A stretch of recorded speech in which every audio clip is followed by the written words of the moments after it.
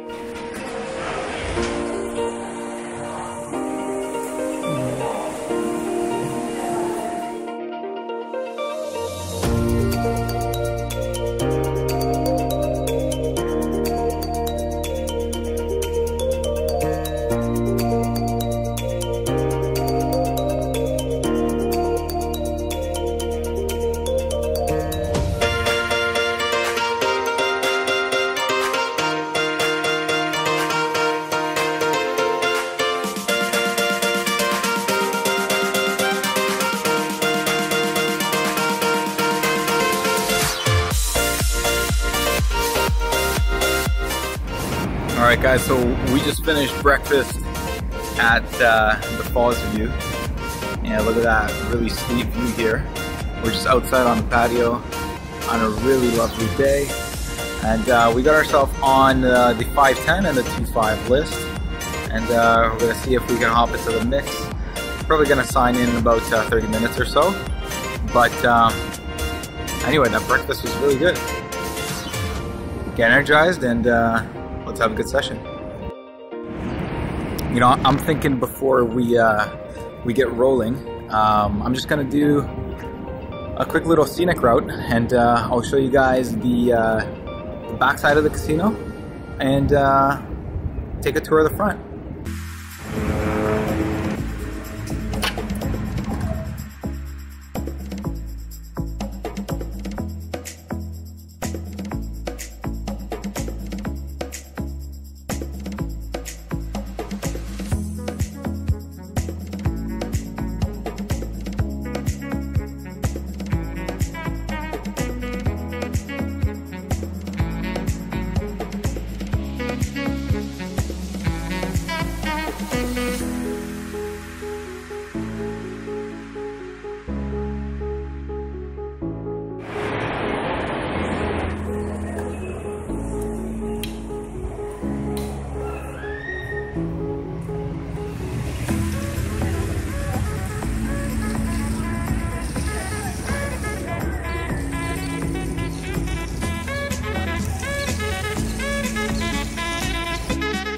So we're just at the back side of the casino right now, and if you guys want to take a smoke break or something like that, or just kind of go outside and hang out, it's the perfect spot to do it.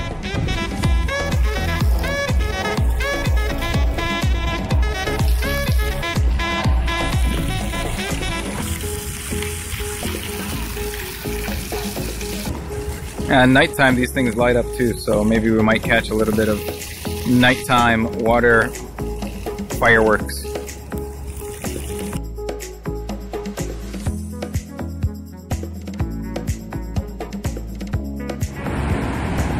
I just hopped over the area, guys, to get you a better view of the falls. Look at that.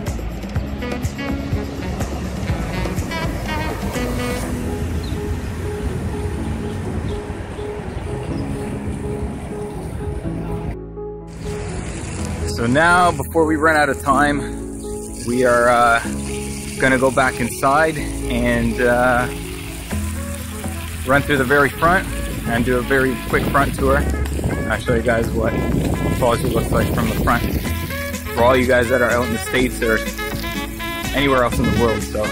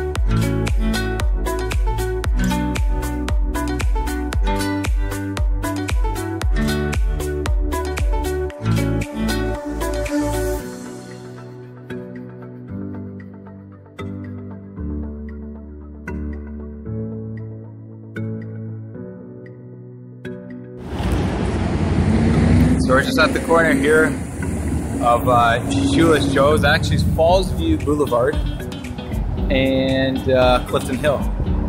This is pretty much like the kind of the hot spot, I would say. And you go down Clifton Hill, that's where you get all the fun attractions and whatnot as you keep walking down. It's a really high hill, it's very steep. And if you want, there's like this little, if I can get that in the background, right over there. Right there. So that's where they rent out scooters. And I've seen some people like rip down Clifton Hill on a scooter. I'm just pretty insane. I'll go and show you a better view of what it looks like. But anyways, now we're gonna head back to the top because we're gonna get booted off the list. So we better hurry up and get our names up.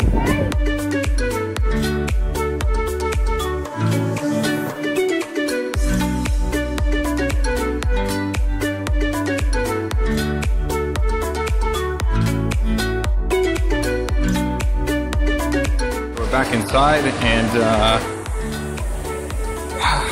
let's see if we can have a fun day at 2.5 or 5:10 if we get into the bigger game.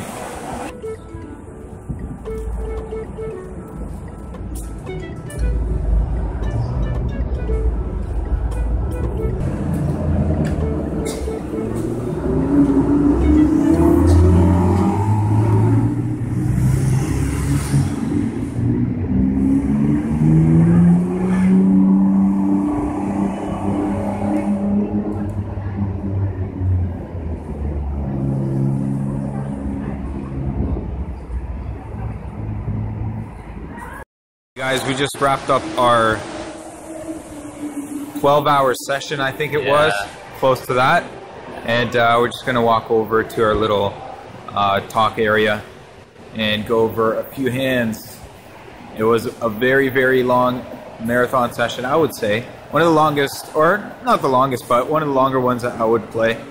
And you know, to play like a full 12-hour session like this, you gotta kind of be mentally prepared, and at the same time can't be super tired, and if you are, you got to be able to pump through and still play your A game, hopefully not slip down to like a C game or a D game or anything like that. So anyways, let's just talk about a few hands. Hey guys, so we're just standing out here. We got to the, I would say the backyard, but I don't know, can't really call it backyard. We're just standing here outside the casino, and our hand starts off with early position number 2, raising to 35, and we got MP2 who decides to flat, and we wake up with King Queen on the button, King Queen offsuit. Now this is a hand where we can potentially squeeze it up and play a 3-bet pot, or since we got the button and we got a few players behind us that are most likely going to just fold their hand and not be super aggressive, I think we can also call here on the button and take a flop in position and hopefully flop a strong top pair, maybe a straight draw, 2-pair, or you know, just a hand with super strong equity. So the big blind also calls, and it's 4-way to the flop. Flop comes pretty good for our hand. We get a king, 4-3, and there are 2 diamonds out there. So we got to be a little mindful of a potential flush draw and maybe straight draws out there. And the initial raiser decides to bet 25 after the big blind checks to him. And then the MP2 decides to flat the 25, which is very weak. And this particular player has been kind of pretty weak at the table. He hasn't been putting in too many raises or 3 bets. He's just kind of been calling a lot. So I figure that we're definitely killing him, and he's crushed. He never has a set there because I think he's going to protect it. This is a good time for us to kind of figure out where we're at, and we got to put in a raise here to protect our hand. We don't want any gut shots to get there with you know, with a $25 bet, and plus there's a big blind that's left to act, and he might have anything really. He could have a small pair, maybe he's got a pair already like an ace-4 or something like that, and he's going to get really good odds to get 2 pair or 3 of a kind on the turn. So we decide to bet 130 bucks and make it an extra 105 back to the original raiser as the big blind folds, or the original better on the flop. And now, get this, he decides to go to 425. MP2 decides to fold, and we're about 1,500 to start the hand, effective. So we're kind of in a tough spot here because we're pretty much going to play for our stack if we decide to call this bet. And given the dynamic of this situation, I think that our opponent most likely is trying to bluff here. He could have a wide range of hands. I don't think that he's going to be betting $25 there with a king. If he had a king, he's going to open the doors and leave all the guys behind him the odds to draw potentially with gut shots and all these other combinations of hands that he doesn't really want to be outdrawing him. So I don't think that he's got a king too often. Would he be willing to do that with a set or a 2 pair? I don't think he would. He probably would be along the same lines of a king. He'd probably bet sizable bet, like a 70% pot or something, or 65% standard C bet, rather than 25 when he's first hacked. So it's a little strange. MP2 folds. It's back on us, and now we got to make the decision to play for our entire stack. So we decide to think about the hand a little bit and figure out kind of what he's doing this with. And I just think that his range is pretty wide here. Most of the time he's going to have a bluff. And we decide to call instead of shove, give him the opportunity to potentially shove on the turn if he is bluffing. If he's got flush draw, we're just going to be shoving and he's going to call. So no sense in just shoving here. We might as well just want to get value from all the bluffs. So we decide to call. The turn is a really good turn for us. We ended up getting a 4 on the turn, pairs the board. Less likely for him to set there. Less likely for 2 pair combinations. He could potentially have a 4, maybe like an ace 4 or something like that. But given that the 4 is out, it is again less likely that he has 4 in his hand. So our opponent shoves the turn for about 1,160. And since we made our decision to go ahead with the board and just run our hand to the river, we obviously snap call. And our opponent says, "You got ace king." We say no, and river is 5 of diamonds, I think. He's like, "Oh, you're good." And he shows 7-7, 2 black 7s, and we scoop a $3,000+ pot, guys. $3,000. We've been pretty much waiting all night. It was just really intense waiting, and we just kept getting garbage hands. We were patient, picked our spots right. We were throwing in some 3 bets here and there, playing post flop, playing some small pots in position, and winning a few pots here and there, kind of keep us afloat. But ultimately, we were waiting for this big pot, and it happened, and we left with a pretty sizable profit for the night. So anyways, I think that's probably the biggest pot so far on the vlog, over 3,000, so not too shabby.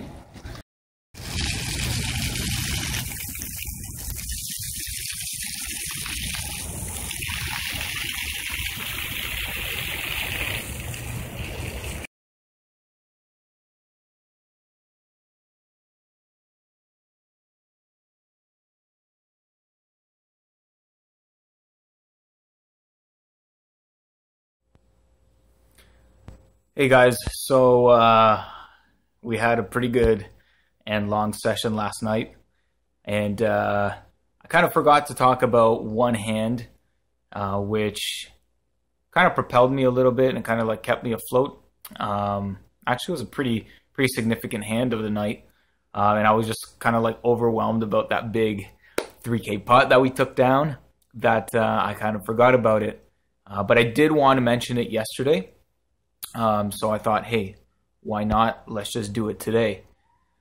Anyways, after a long session like this, I just think that, anybody should get some good sleep and get your 9 hours in, 8 hours in. I had maybe 10 hours of sleep or something like that. So definitely feel refreshed right now and feel energized and still feeling the high from last night.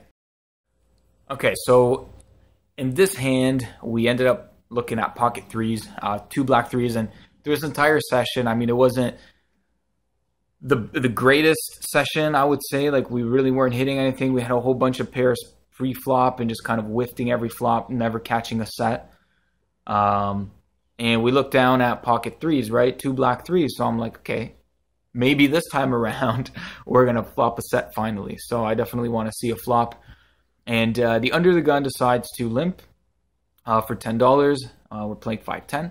And I decide to limp, but I was thinking about isolating the player because he was a little bit weaker.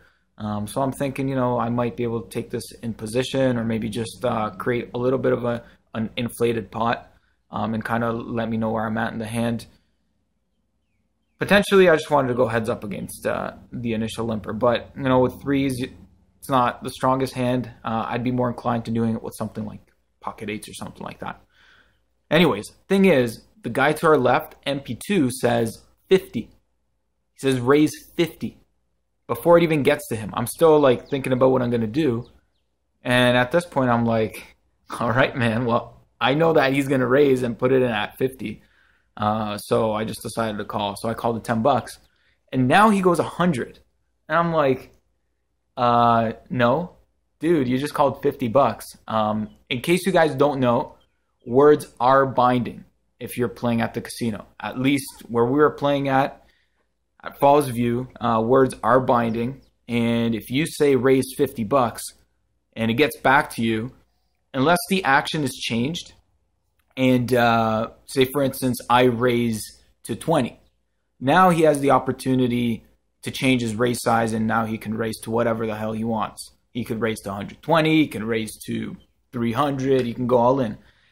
But since the action hasn't changed, and I just called, since they call it a passive action, he's kind of trapped to that $50 bet. So I kind of enforce it, and knowing that I'm going to see a flop for $50, it's my right. And when you're at a poker table, guys, you know what? People are going to do this to you as well. So I was actually in a similar situation last night where I thought I was about to raise. The 2-chip rule, right?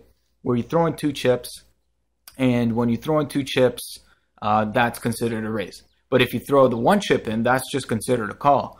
So this is where kind of like got me off guard a little bit, and I thought that I was right in that particular spot, but I wasn't. I already had $5 put in, right?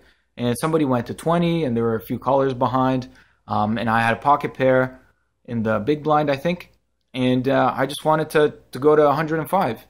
So I threw in a $100 chip because I thought, hey, 2 chips does not mean that it's the 1 chip rule, right? Because I'm like 2 chips in the pot, 1 chip is there already. But the rule is, if you put 1 chip in, it's considered a call. So even if you got chips in front of you, say from like previous betting rounds or previous bets within that round, you still have to, put in more chips or announce a raise if you want to raise. So anyways, I was kind of, disappointed in that spot, and the dealer really enforced me to make a call there, which was kind of unfortunate because I had to give up the pot after I flopped like an overpair, right? It was like 8 high, and I had an overpair to the board, and I bet into it, and then some guys went like raise and like call and all in and stuff, and I'm like, okay, whatever, I'm just gonna give up. But I'm pretty sure that if I was in a different situation, if I would have been able to raise there, I would have been committed in the hand, I could have potentially won it. So getting back to our pocket threes hand, this guy says 50, we're gonna make it 50. It folds around, the initial limper calls the 50 as well, and I called the 50 because, hey, I want to see a flop for $50. And we flop 10-9 with our 3. Yeah, rainbow. That's what I'm talking about. We finally flop a set after playing probably like, a handful of pocket pairs. We finally hit a set. So it feels really good. And it's a rainbow board, so I'm feeling that much better. Anyways, it checks to us, and we decide to check, try to induce. And at this point, I'm not really inducing too much because I already know that our opponent from MP2 has a pretty strong hand. He wanted to put in $100 pre-flop, right? So we just got to give it to him and let him make his bet. And he c-bets 100. Now the first player folds and gets back to us. There's not really anything too scary out there. I still think he's got a really high pocket pair, so nothing really scares us. We're not going to try to scare him away, show a little bit of weakness, so we just call. We get a 9 on the turn. Finally, we're running a little bit better. And we check again. It's a pretty good turn card for our opponent. And he draws, none of the draws get there, really. And we don't really have a 9 too often in our hands, so it's a pretty good bet for him.